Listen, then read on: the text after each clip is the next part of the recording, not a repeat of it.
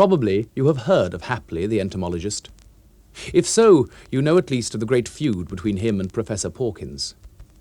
It was war to the knife. At times, the Royal Entomological Society meetings resembled nothing so much as the Chamber of Deputies. On the whole, I fancy Pawkins was nearer the truth than Hapley. But in 1891, Pawkins, whose health had been bad for some time, published some work upon the mesoblast of the death's head moth.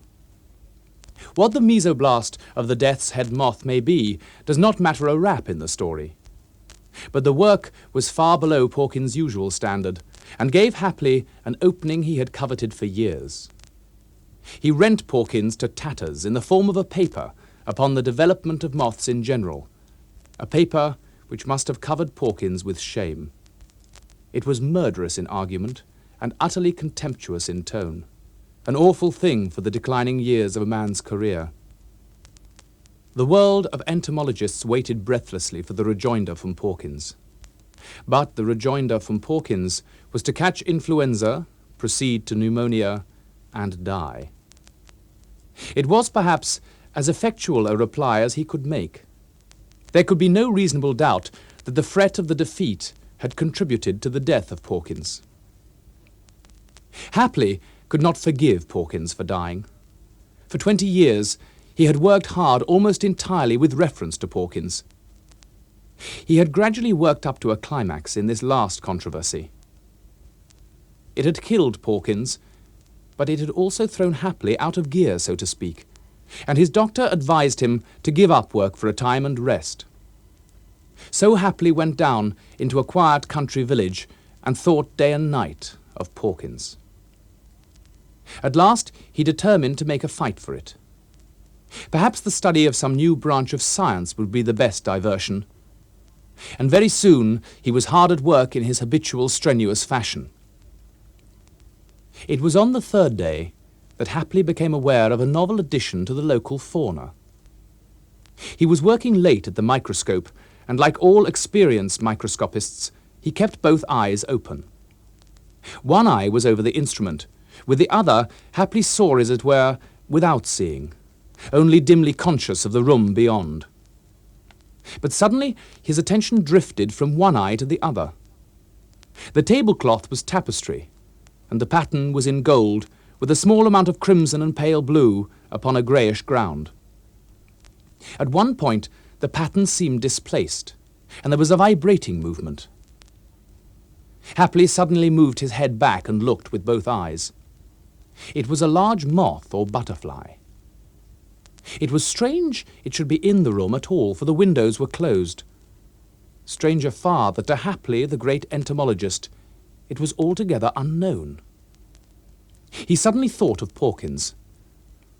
Nothing would have maddened Pawkins more. And Pawkins was dead. Something about the head and body of the insect became singularly suggestive of Pawkins. "Confound Pawkins," said Hapley. "But I must catch this." Before he was in a striking position, however, the moth had risen and was fluttering round the room. Once Hapley struck and missed, then again. The third time he hit his microscope. The instrument swayed, struck and overturned the lamp, and fell noisily upon the floor. The lamp turned over on the table, and very luckily went out. Hapley was left in the dark, and with a start he felt the strange moth blunder into his face. It was maddening. He had no lights. If he opened the door of the room, the thing would get away. And in the darkness, he saw Pawkins quite distinctly laughing at him. Pawkins had ever an oily laugh. He swore furiously and stamped his foot on the floor. There was a timid rapping at the door. Then it opened perhaps a foot, and very slowly the alarmed face of the landlady appeared behind a pink candle flame. "What was that fearful smash?" she said. "Has anything—" The strange moth appeared fluttering about the chink of the door. "Shut that door!" said Hapley, and suddenly rushed at her. The door slammed hastily, and Hapley was left alone in the dark. In the pause, he heard his landlady scuttle upstairs, lock her door, and dragged something heavy across the room. It became evident to Hapley that his conduct and appearance had been strange and alarming. Confound the Moth! And Porkins! He felt his way into the hall and found some matches, and with a lighted candle he returned to the sitting room. No Moth was to be seen. Hapley decided to give up the Moth and go to bed. But all night long his sleep was broken by dreams of the Moth, Porkins, and his landlady. In the morning, one thing was very clear to him. His landlady could not possibly understand. After breakfast, he saw her in the garden and decided to go out and talk to reassure her. But she looked at him suspiciously and kept walking as he walked, so that there was always a bed of flowers or a row of beans or something of the sort between them. After a while, he began to feel singularly irritated at this, and presently he went out for a walk. The moth, or butterfly, trailing an odd flavour of Porkins with it, kept coming into that walk. Once he saw it quite distinctly, upon an old stone wall, but going up to it, he found it was only 2 lumps of grey and yellow lichen. In the afternoon, Hapley called upon the vicar. They sat in the little arbour and smoked. "Look at that moth!" said Hapley suddenly, pointing to the edge of a wooden table. "Where?" said the vicar. "You don't see a moth on the edge of the table there?" said Hapley. "Certainly not," said the vicar. Hapley was thunderstruck. Clearly the man saw nothing. That night, Hapley found the moth crawling over his counterpane. He sat on the edge of the bed in his shirt sleeves and reasoned with himself. He battled for his sanity with the same silent energy he had formerly displayed against Porkins. He felt as if it were still a struggle with Porkins. He was well versed in psychology. He knew that visual illusions do come as a result of mental strain. But the point was, he did not only see the moth.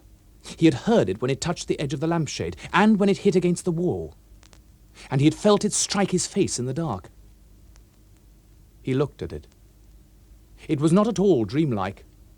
He saw the hairy body and the short feathery antennae, the jointed legs, and he suddenly felt angry with himself for being afraid of a little insect.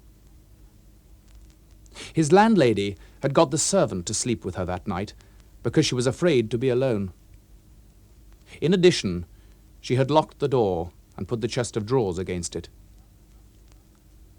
About 11, they had ventured to put the candle out and had both dozed off to sleep when they woke up with a start. They heard slippered feet going to and fro in Hapley's room.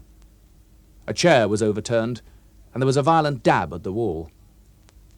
Then a china mantel ornament smashed upon the fender.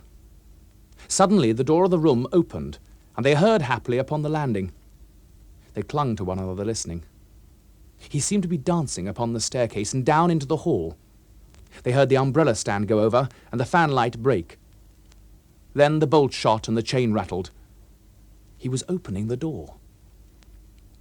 They hurried to the window. It was a dim grey night, and they saw Hapley, looking like a ghost in his shirt and white trousers, running to and fro in the road and beating the air. While they argued who should go down and lock the door, he returned. He was walking very fast, and he came straight into the house, closed the door carefully, and went quietly up to his bedroom. Then everything was silent. "Mrs. Colville," Hapley called down the staircase next morning, "I hope I did not alarm you last night." "You may well ask that," said Mrs. Colville. The fact is, I am a sleepwalker, and the last 2 nights I've been without my sleeping mixture. There's nothing to be alarmed about, really. I will go over the down to Shoreham and get some stuff to make me sleep soundly. I ought to have done that yesterday." But halfway over the down, by the chalk pits, the moth came upon Hapley again. The thing fluttered into his face, and he struck at it with his hat in self-defence. Then rage, the old rage, the rage he had so often felt against Porkins, came upon him again. He went on leaping and striking at the insect. Suddenly, he trod on nothing and fell headlong. Happily found himself sitting on the heap of flints in front of the opening of the chalk pits, with a leg twisted under him. The strange moth was still fluttering round. He struck at it with his hand, and turning his head, saw two men approaching. One was the village doctor, and it came into his mind that no one would ever be able to see the strange moth except himself, and that it behoved him to keep silent about it. Late that night, however, after his broken leg was set, he was feverish and forgot his self-restraint. He soon caught sight of the moth resting close to his hand by the nightlight on the green tablecloth. The wings quivered. With a sudden wave of anger, he smote at it with his fist, and the nurse woke up with a shriek. "That moth!" he said, and then, "It was fancy, nothing."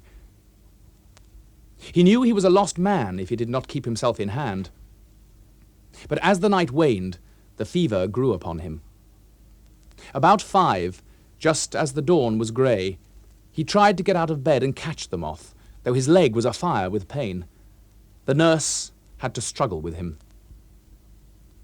On account of this, they tied him to the bed.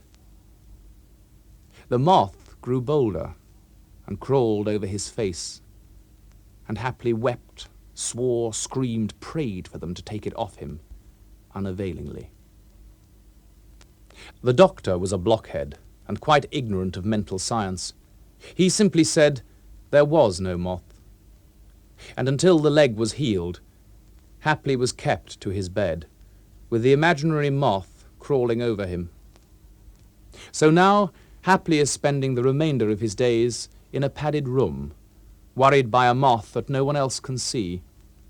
The asylum doctor calls it hallucination. But Hapley, when he is in his easier mood and can talk, says it is the ghost of Pawkins, and consequently a unique specimen and well worth the trouble of catching.